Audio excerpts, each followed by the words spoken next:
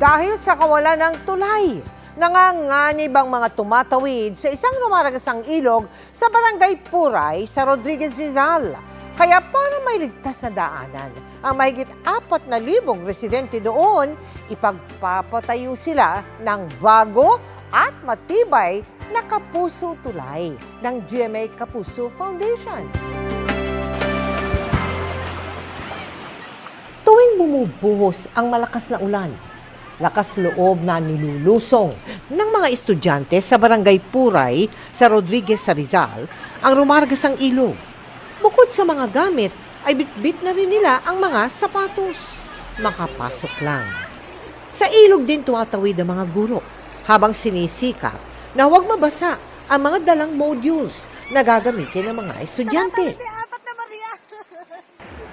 Hirap din ang mga katutubong dumagat remontado sa lugar na itawid ang mga binebenta nilang root crops. Pag ito po kasi bahang-baha, yung aking mga kamag-anak na mamaybay sila ron. Diyan sila dumadaan sa gubat para lang makalusot sila rito sa kabila. Halos wala naman kasing yung tuloy-tuloy na daan. Kumbaga may higit 1 oras din. Ang kanilang kalbaryo nasaksihan ng GMA Kapuso Foundation.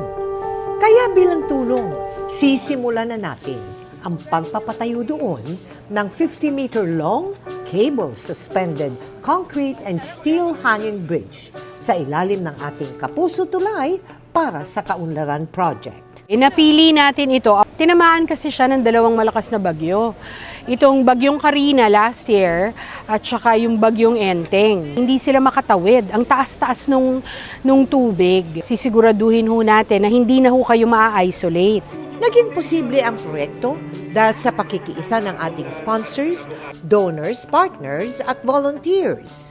Ang ating participation dito, hindi lang sa security, but kasama tayo na tutulong para mapabilis ang pag-construct ng tulay. Ang physical na contribution natin dito ng LGU ay yung mga aggregates. Aggregates tayo and then to facilitate yung mobility ng lahat ng mga materyales. Tulungan po natin ang muling pag-unlad ng mga taga-Puray. At sa mga nais na mag-donate, maaari po kayo magdeposito sa aming mga bank account o magpadala sa Cebuana Lulier. Pwede ring online via GCash, Shopee, Lazada at Globe Rewards.